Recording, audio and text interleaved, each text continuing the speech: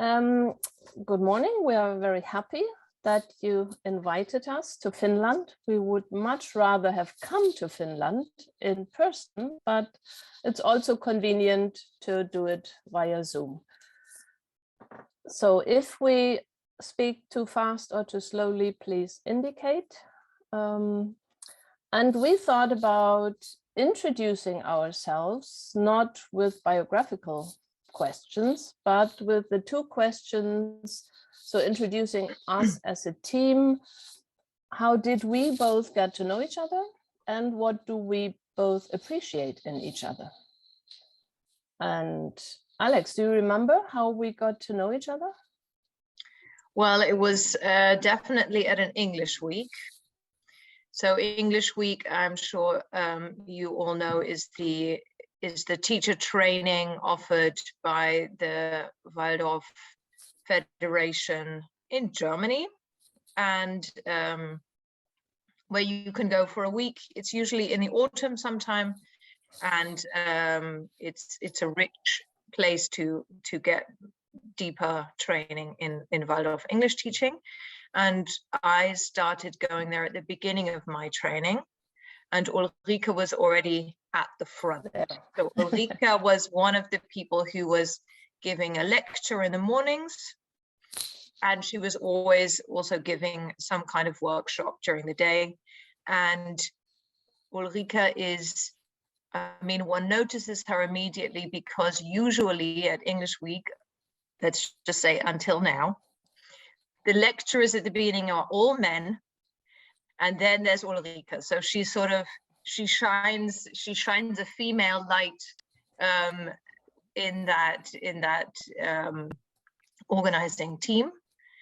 Yeah, so that's how we met.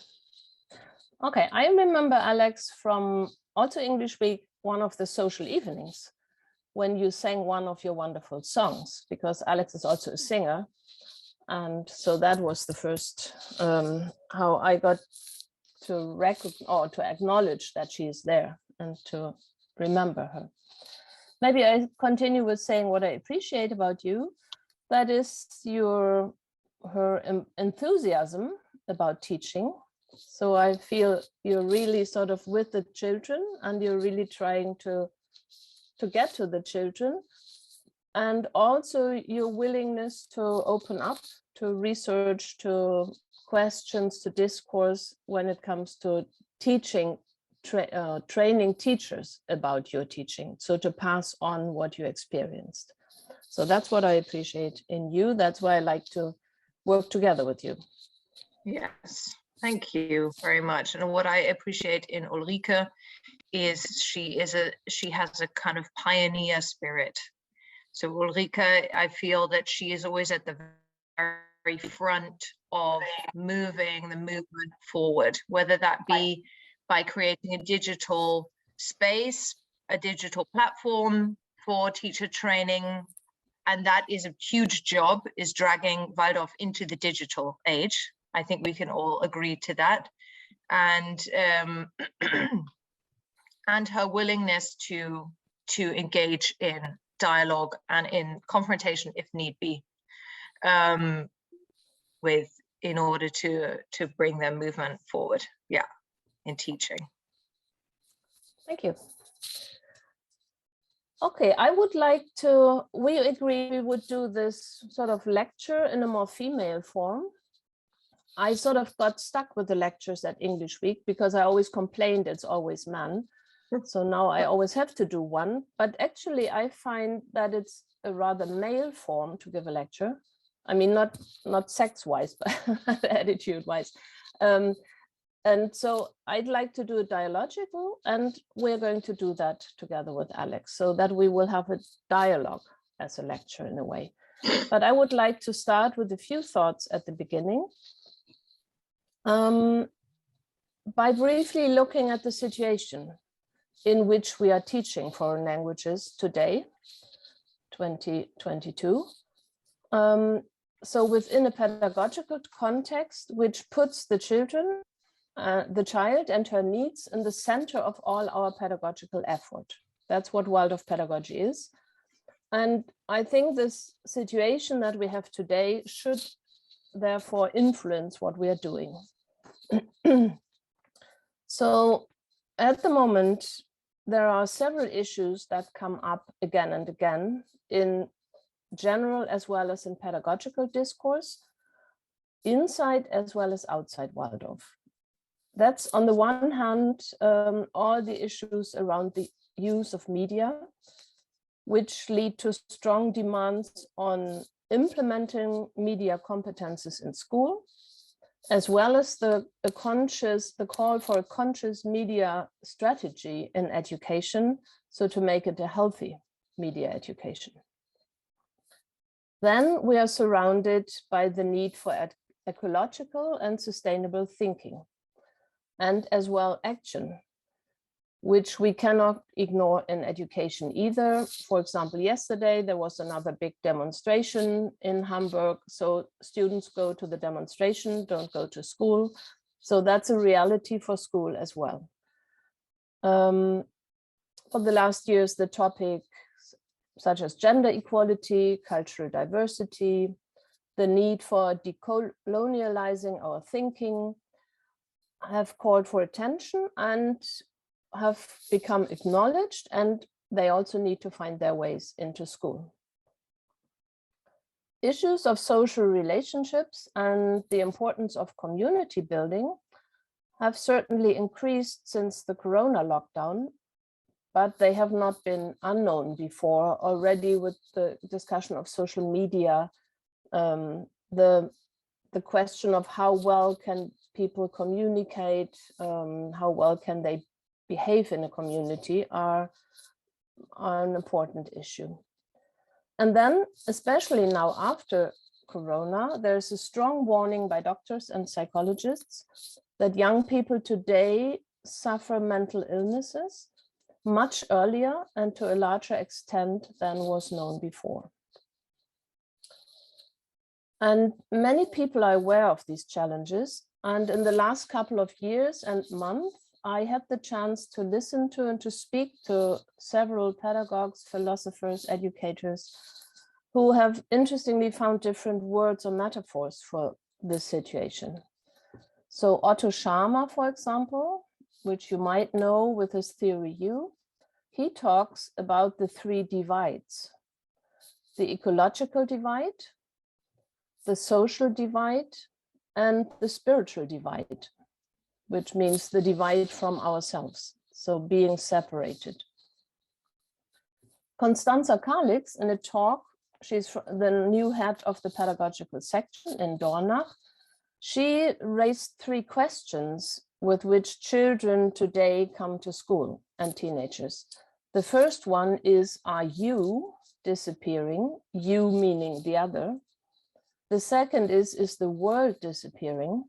Being confronted with all these climate questions and so on. And the third one is, am I disappearing? Meaning me as a person who can do something and who can come to judgment. So my individuality is there. Can I still feel myself as somebody who can find out what's going on, can come to a judgment about it, and can do something about it? Rainer Patzlaff, he is one of those people who worked a lot in Waldorf about language and the influence of language on children and teenagers. He talks about the separation from the world and from the other. And I also heard words like an alienation, the alienation between ourselves and the other and the world. Now, why do I mention this in a talk about teaching foreign languages in Waldorf schools? I've recently come across the question, do we still need foreign languages? So in a time in which artificial intelligence has developed so far that the quality of modern translation devices might lead to the suggestion that learning other languages is redundant and unnecessary, because we just need a little machine which can just translate.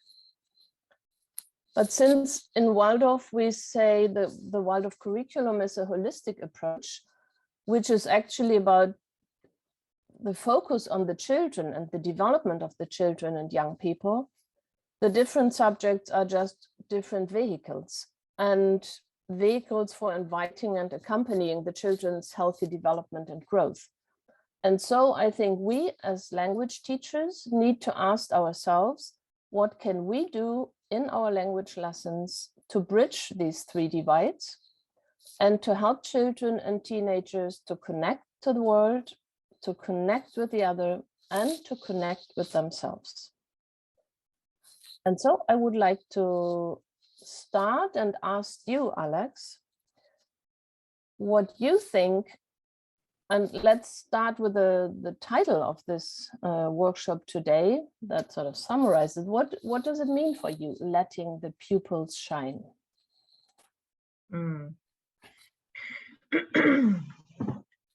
I think, first of all, that's really fascinating. That's really, I feel like I would love to just spend some time thinking about those key divides. I think that's absolutely spot on of her to observe that.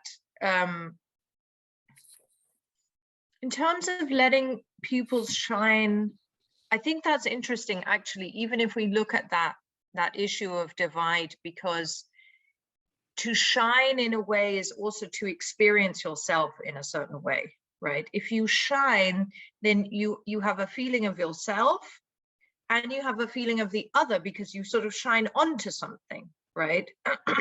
If you are shining, it means you are being observed and acknowledged by your surroundings. So in a way, that's the question: how can we facilitate moments where the pupils can feel themselves in the presence of the rest of the class? And obviously shining also means you feel yourself not as someone who's embarrassed or ashamed, yeah, but as someone who is able to do something and show it and do it well. So I think in the lower school, which will be my focus for today,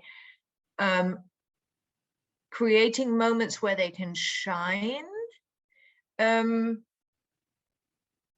are moments where they can come out of choral speaking. So as many of you know, if you're working in the lower school, much of what we do will be choral speaking and singing and so on, yeah, clapping and rhyming and all of that. So there's a way in which pupils have a kind of safety in numbers. But in a way, I feel that they can't show themselves as shining if they are all speaking all together. It's more like, okay, then we're all shining together. Somehow the whole thing is a shining, yeah. But moments of individual speaking, even in the lower school, enables them to shine. Yeah, enables them to show even small sentences that they can speak by themselves. So I would say, yeah, I would say that. How can we, and we'll go deeper into that in the workshop that I'm giving. How can we create those moments that are still safe, but can show the child speaking by themselves? Yeah. And you, Ulrike, how would you answer that question for the older pupils? Well, this aspect of shining in the group is still to somewhat relevant, but becomes less and less, actually. We might speak a poem together, for example, even in the upper school, but things become much more individual. So for me, this shining as well is this question of being seen and heard of the individual. But it's also, it sort of emphasizes that it's not about putting language into human beings, but it's actually my attitude as a teacher to find what's in the pupils And so to find the treasures and find what's there and let that come out. And if I have that attitude, it also means that there needs to be space. And I think shining, as you said, it's a little bit like having a spotlight on me or being on stage. So this calls for a quite performative approach to teaching. I mean, not the performance of the teacher, but inviting the performance of the students.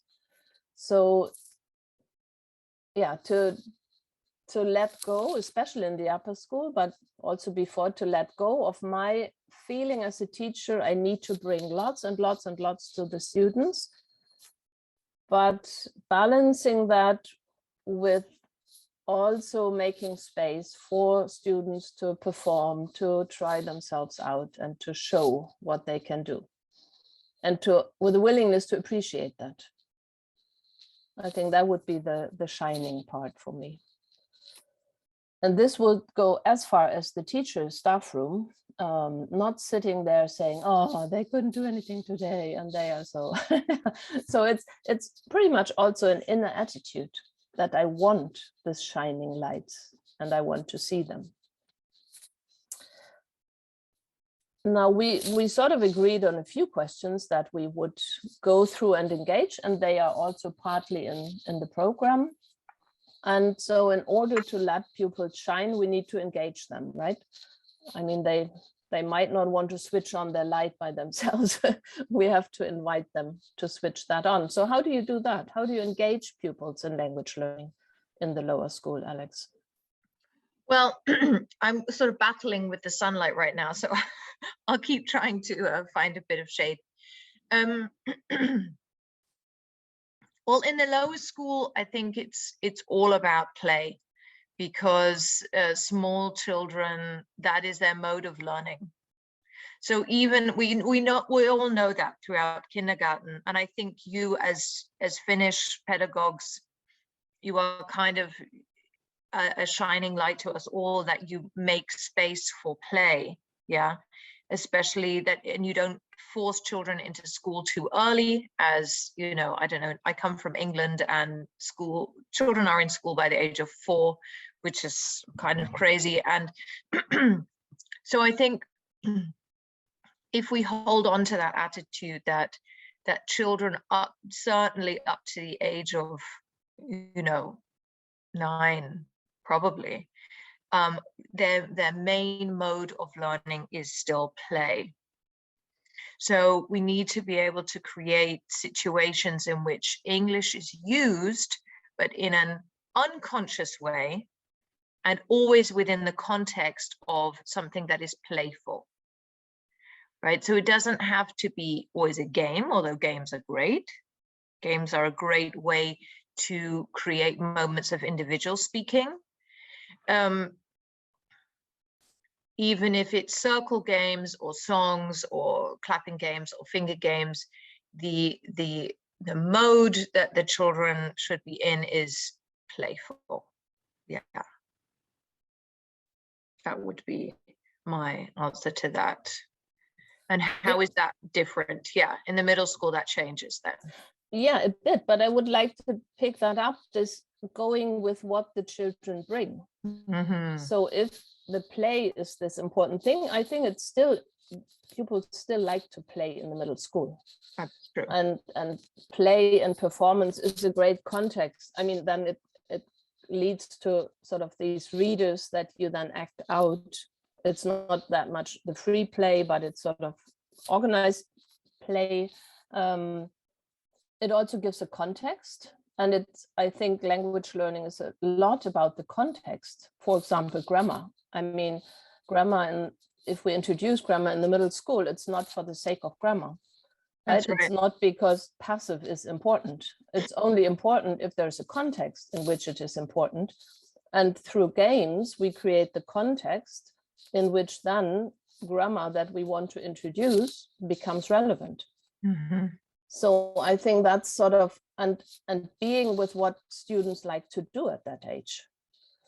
I think that's important. There is a time where it becomes, I think, going with with the development of the students becomes a little bit tricky in classes 7, 8, 9, because their intellectual development is often much further than their language. Yeah.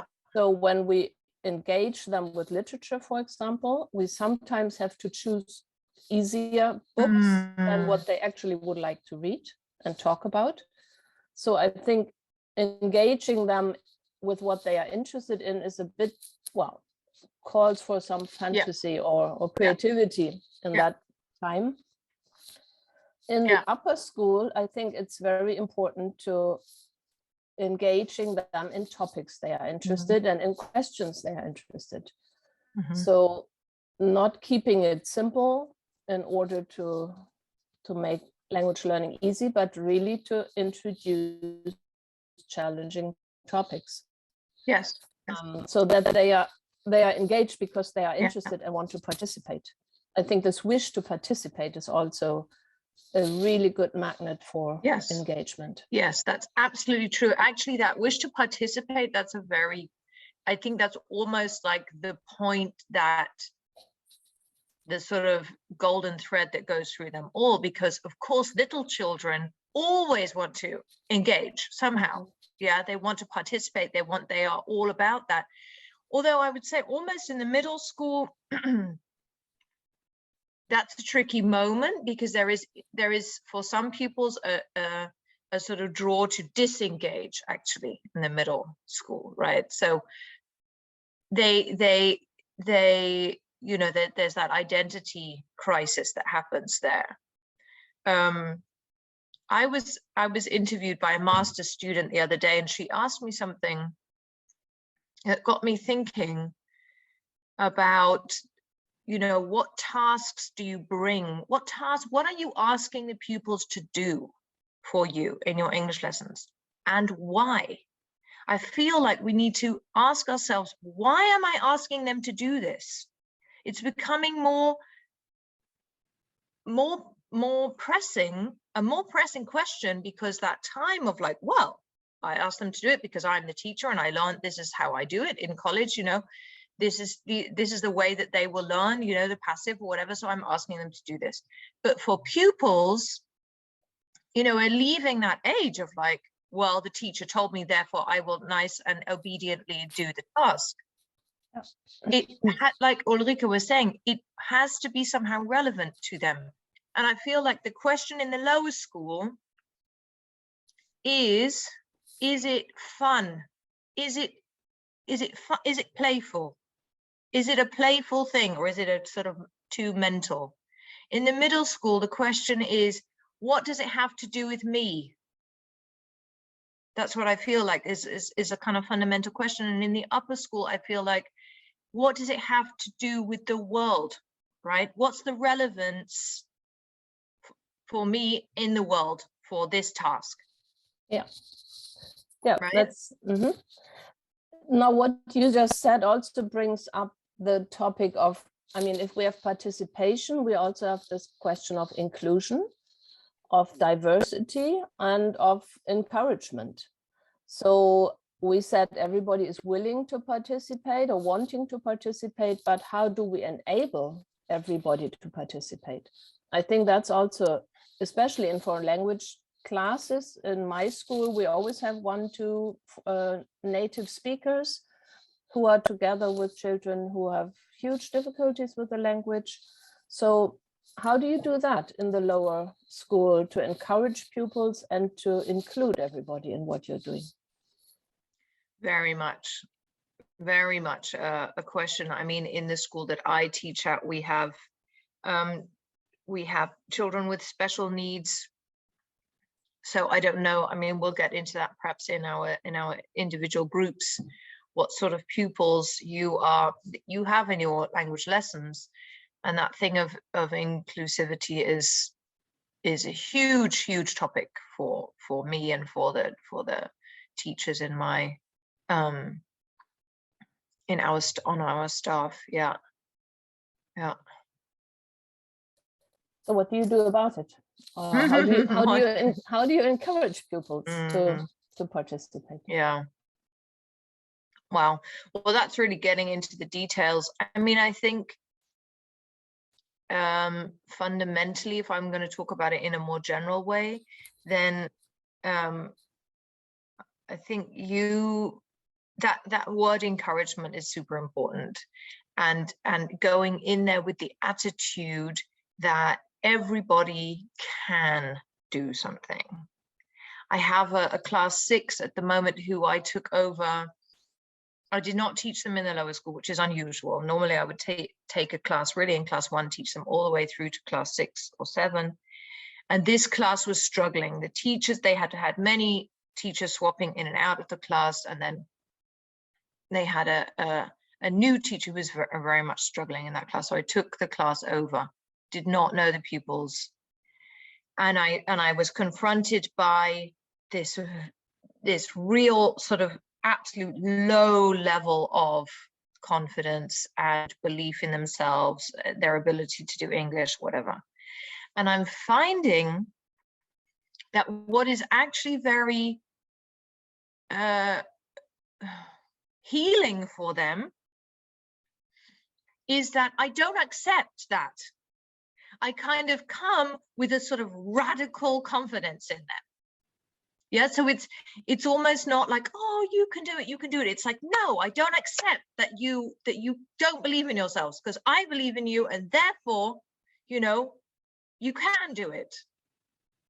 You know, and so there's a kind of, there needs to be a real rock solid confidence in the pupil's ability to develop. And that doesn't mean that every pupil can do the same amount, but every pupil can do what they can do. And as long as you're creating enough sort of situations for everyone to be able to do something,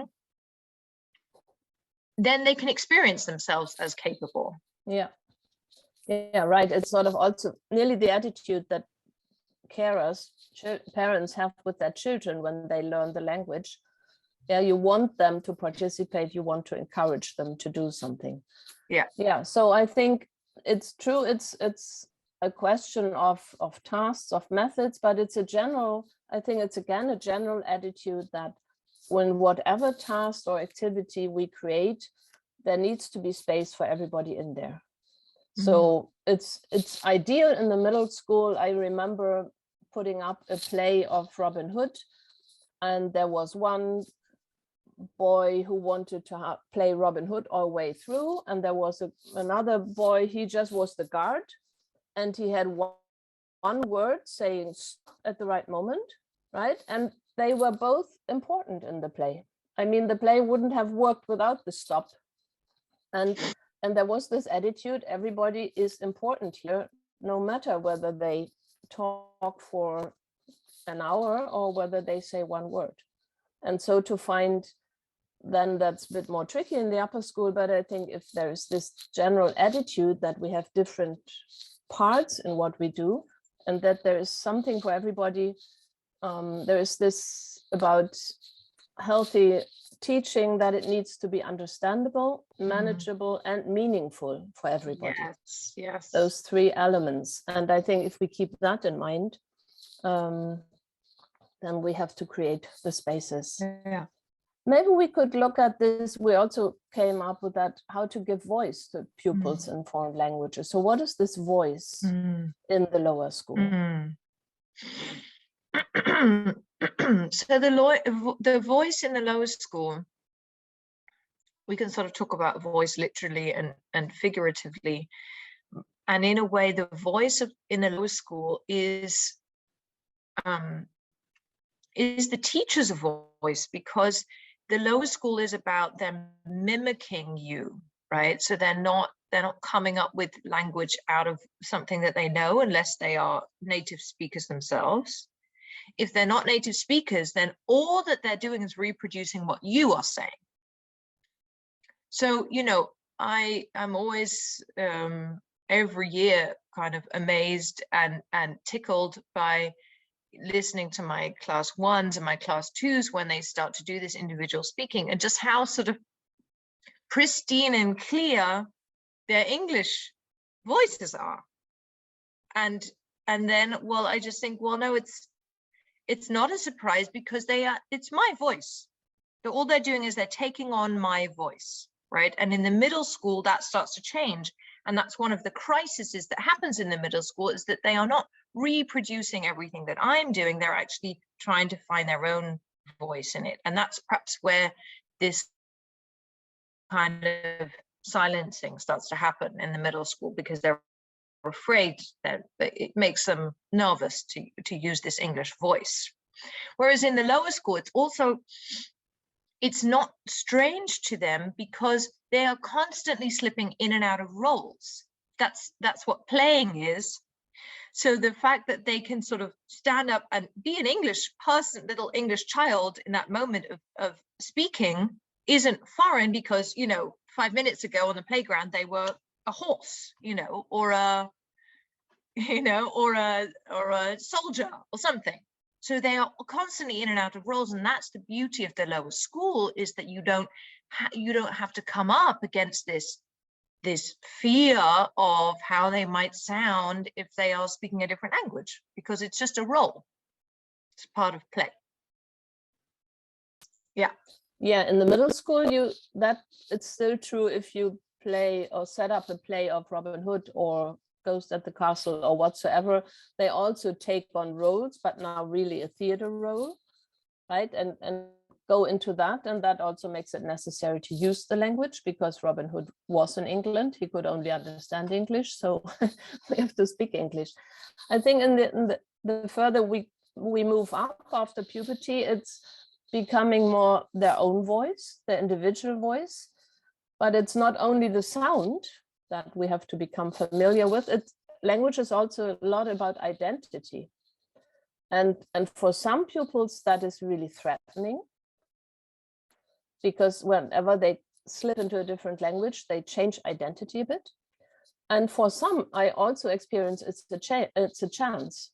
So they can leave behind their old identity and be somebody else. I think with moving up, the voice is also accompanied by the writing, so the written voice. And so I like to just offer them, let them get to know lots of different ways in which we can formulate our voices, our thoughts. So letter writing and speaking and talks, and up to giving a TED talk in the upper school. So lots of different formats in which, or including pictures, images, so in which we can formulate something. But it also includes the inner voice. What do I actually want to say? So it's this connection with ourselves. Speaking out is the connection with the world and with the other, but is there space in language classes where I can discover who I am? And how can I try out who I am? Can I play around with that? Can I find a connection? And is there space for my interests? So what I actually often try to start something and then leave space for their interest in this field to come in, their questions. In class 12, I just had a block on growing up, so including their experiences. And it was really amazing what class 12 pupils want to say about their bringing up, topics they had, issues they had, and how they formulate that and bring that into a TED talk or into a speech or something.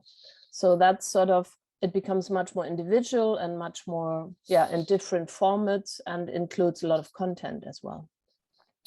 I think that in the upper school too, and already actually in the upper middle school, the question of who am I, what's my identity, is so much more pressing than it was, I think, when we were all that age. Because nowadays it's like you don't have to, but you are able to ask yourself, what do I feel, that my gender is? Do I feel that my identity matches my gender, or do I feel that my identity matches my cultural upbringing, whatever? So in a way, everything is open to question and to change and to their own agency. Yeah. So that's also, I noticed in our school, upper school pupils this is probably happening everywhere, but certainly it's happening in Germany, that the English language is anyway sort of coming in to the German parlance. So English words are constantly being sort of woven into German sentences. And I find I walk through the halls and sometimes pupils are having whole conversations in English. Oh, no particular reason. I don't know why. You know, they're just German native speakers, but they you know, they're sort of trying it out. So yeah.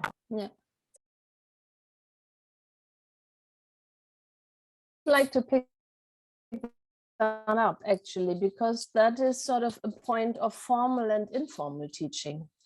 And I think I strongly resist bringing in sort of teenage comedy series in my lessons, because I think I also have the task of bringing in other relevant questions. But I strongly encourage pupils from 8th grade on to, when they watch series, they should watch it in English.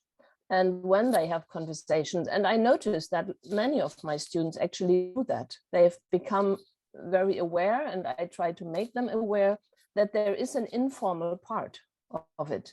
And you can't learn a language just in 3 language lessons. You can't become a violinist in just 2 music lessons, right? You need to pick it up at home. And you could say, instead of doing homework about something, just watch series, do something that you're interested in, read blogs in English about your hobby or something. I think that's really important thing to encourage them to do that. So to create a context outside school, also to where they want to use the language, and in that encourage them and help them learn it. Yes. Yes, I think, Ulrike, this was a workshop you once gave at the English week about lesson planning. Also, it was something like that, and the absolute foundation is, well, who is this? What is the identity of this class? What particularly are they interested in? Yeah, you can't necessarily bring the thing that you've already done with 5 other classes. You know, so Mia, you're kind of picking up on the fact, aha, look, this is a class who has this particular interest. It has a link to English. I'm going to use that in order to engage their interest.